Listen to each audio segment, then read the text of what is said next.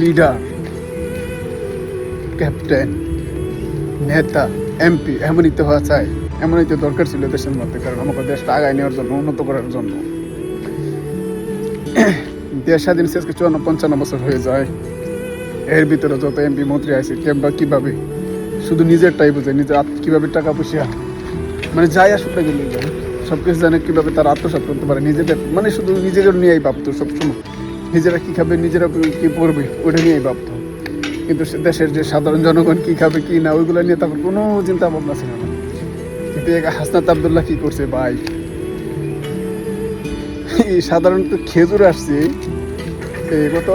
কত কেজি জানি খেজুর আসছে, 9 বক্স খেজুর আসছে। ওটাতে বলে 300 কত কেজি, আর প্রত্যেকটা তার ইউনিয়নের মধ্যে যে প্রত্যেকটা ইয়াতে পড়বে 3 কেজি করে, 3 কেজি না কত কেজি করে পড়বে, এটা হিসাব দিছিল উনি। একটা খেজুর আসছে, আর এই খেজুর নিয়ে রেখে সারা বাংলাদেশে জানাই দিছি। এখন চিন্তা করেন, আর বাকি টাকা পয়সা তো বাদ পড়ে দিয়েছি, শুধু খেজুর। কারণ যা সাধারণ জনগণের রাইট, সাধারণ জনগণ কী পাবে কী পাবে না দেশের থেকে, আর বিদেশ থেকে কী আসে না আসে, একমাত্র এই হাসনাত আবদুল্লাহ ফার্স্ট প্রকাশ করলো। আর আমরা প্রথম জানতে পারলাম যে আমাদের জন্য খেজুর আসে সরকারিভাবে, অন্যান্য দেশের থেকে বরাদ্দ আসে খেজুর। এটাই উনি প্রথম প্রকাশ করে দিছে। এবার চিন্তা করেন, আর বাকি তো সব কিছু রয়েছে বইটা।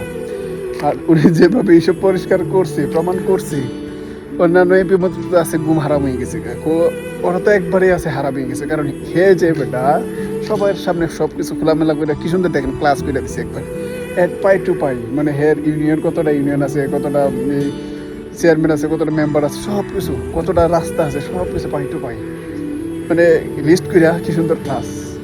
What a beautiful.